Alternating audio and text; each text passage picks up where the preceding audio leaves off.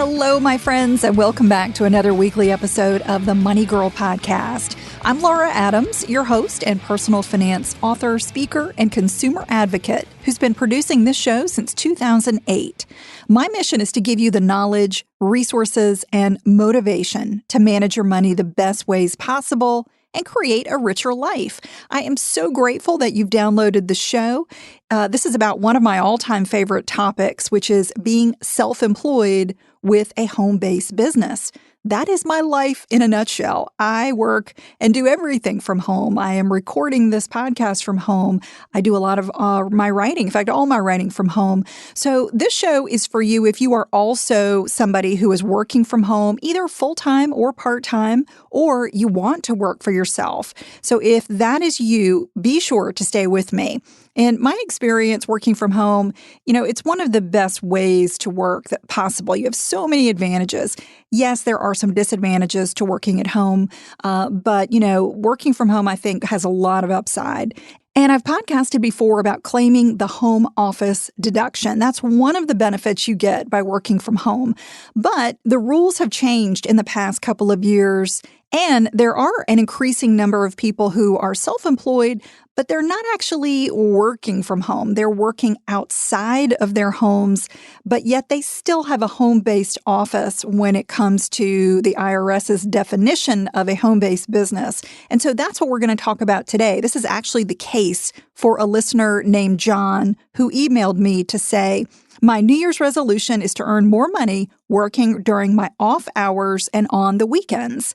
Since the work will likely entail making deliveries for different mobile apps, I'm not sure if it qualifies me for the home office tax deduction. Can you explain more about it?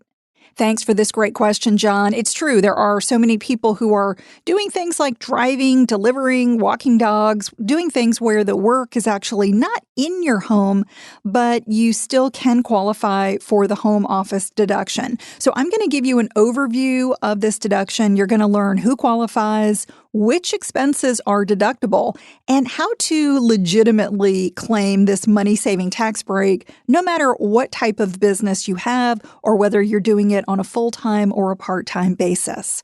You will find the notes for this show and the complete archive of podcasts in the Money Girl section at quickanddirtytips.com. This is episode number 622 called Your Guide to Claiming a Legit Home Office Deduction.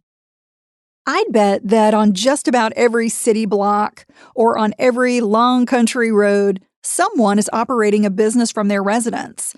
According to the U.S. Small Business Administration, about 50% of businesses are home-based, and there's a larger percentage, 60% of those folks are working as solopreneurs, which means they have no employees. Having a home-based business is one of the easiest and definitely least risky ways to become an entrepreneur. You get to test your business ideas and increase your income right from home. No matter if you run a business full-time or as a side gig in addition to a daytime job, claiming the home office deduction can significantly reduce your taxes. So let's get into who can claim the home office tax deduction.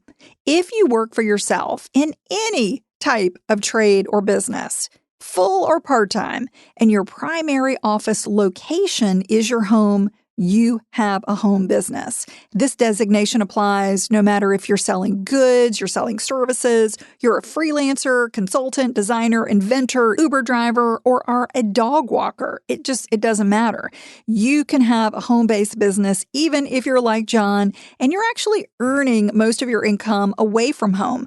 This is really common for many trades and solopreneurs, such as musicians, sales reps, and those working in the gig economy. If you're self-employed and you do your administrative work. So think scheduling, invoicing, communication, and record keeping. If you do any of that at home, you have a home-based business.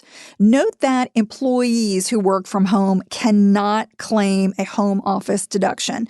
So W-2 workers used to be allowed to include certain expenses if they itemized deductions. Well, tax reform took away that benefit starting with the 2018 tax year. So if you are a W-2 employee and you're working from home for the convenience of your employer, well, that's great, but you're not self-employed. And so that means that you cannot claim the home office deduction. Again, the home office deduction is only available if you're self-employed, and it doesn't matter if you rent your home or you own your home. These are the following two requirements you have to meet. They're pretty simple. Number one is your home office space must be used regularly and exclusively for business. And number two, your home office is the principal place used for business. So again, it doesn't necessarily mean you're doing the work inside that office, but you are administering the business from home. So you have to regularly use a part of your home exclusively for conducting business. Now, if let's say you own your home and you've got a guest room, that could be the room that is your home office. That's, the room that I use in my apartment. My guest room is my office. Or maybe if you're in a studio apartment and you don't have an extra bedroom, maybe it's just a nook in your apartment, a nook in your bedroom that you use to run your business. You can take a home office deduction for that space. You don't need walls to separate your office, but it should be a distinct area within your home that you can measure. And the only exception to this rule is if you're using part of your home for business storage or as a daycare facility. In these situations, you can consider the entire space that you're using for inventory or for a daycare as your home office for tax purposes. Additionally, your home must be the primary place you conduct business, even if that's just the administrative work. For instance, let's say you meet with clients or you do work for customers away from home, you can still consider the area of your home that's used exclusively for the administrative part of your business as your home office. You might consider a separate structure at your home a home office. Maybe it's a detached garage or a studio. That can be your home office if you use it regularly for business. Also note that your home doesn't have to be the only place that you work to qualify for the deduction. You might also work at a coffee shop or at a co-working space from time to time. I do that. I'll go to a coffee shop here and there when I want to get out of the house, have a change of scenery, have a great cup of coffee. You're allowed to do that and still claim your space at home as your home office. All right, now that you understand who qualifies for the home office deduction, you're probably wondering which expenses are deductible. And there are a lot of them. So if you run a business from home, you want to monitor two types of expenses that are eligible for the home office deduction. These are direct expenses and indirect expenses. So let me explain these. Direct expenses are the cost to set up and maintain your office. Let's say you are working in a spare bedroom and you decide you want to fix it up a little bit. You want to put carpet in it, window treatments, maybe even a separate phone line for that office space. These expenses are 100% deductible, no matter the size of the office.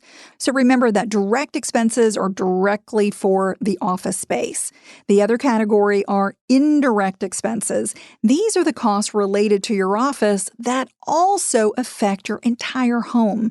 These are partially deductible based on the size of your office as a percentage of your home.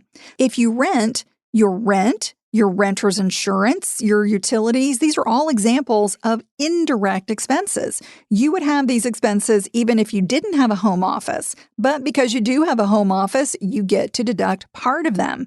If you're a homeowner, you cannot deduct the principal portion of your mortgage payment. That's the amount borrowed for the home. But you are allowed to recover a part of the cost each year through depreciation deduction. So you get to deduct it sort of slowly over time using formulas created by the IRS. Some other indirect expenses would include your mortgage interest, property taxes, home insurance, utilities, and maintenance. So allowable indirect expenses actually turn some of your personal expenses into home office business deductions, which is fantastic. However, expenses that are entirely unrelated to your home office, such as remodeling your kitchen or doing some landscaping, those are never deductible. So your ability to deduct an expense for this deduction depends on whether it benefits just your office, such as carpeting or wall paint, or your entire home, such as power and water. Also, remember that business expenses unrelated to your home office, such as marketing, equipment, software, office supplies, and business insurance, those are always fully deductible as business expenses, no matter where you work. So think about 3 different types of expenses here: direct, indirect, and then actually business expenses. So how do you claim all of these expenses when you want to claim the home office deduction? When you're ready to claim this deduction, there are 2 ways that you or your accountant can calculate it. It's called the standard method or the simplified method. The standard method is what I mentioned earlier. It requires you to determine the percentage of your home used for business. What you do is divide the square footage of the area used for business by the square footage of your entire home. For example, if your home office is 12 feet by 10 feet, that's the size of like a standard guest bedroom. That's 120 square feet. If your entire home is 1,200 square feet, then you divide 120 by 1,200. That gives you a home office space that is 10% of your entire home. That means 10% of the qualifying expenses of your home can be attributed to business use, and the remaining 90% is personal. For example, if your monthly power bill is $100 and 10% of your home qualifies for business, you can consider $10 of that bill a business expense and $90 would be personal. If you want to claim the standard deduction, you're going to use Form 8829 called Expenses for Business Use of Your Home. You can find that form at irs.gov to figure out the expenses that you can deduct, and then you file it with Schedule C, which is profit or loss from your business. So that's the standard tax form that you're going to submit. All right, so that's the standard method where you have to do some calculating. The other method is called the simplified method, and it really is simple because what you do is claim $5 per square foot of your office space up to a maximum of 300 square feet. So that is going to cap your deduction at $1,500. So 300 square feet at $5 would be the maximum deduction that you could get. And this deduction is really simple because you don't have to do any record keeping. All you have to do is measure your space and then include it on Schedule C. It works really well if you've got a small home office.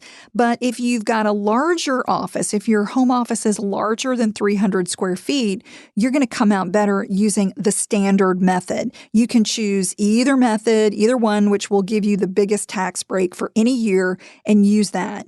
So in a lot of cases, what you may want to do is have your accountant actually calculate it both ways, especially, as I mentioned, if you have a large space.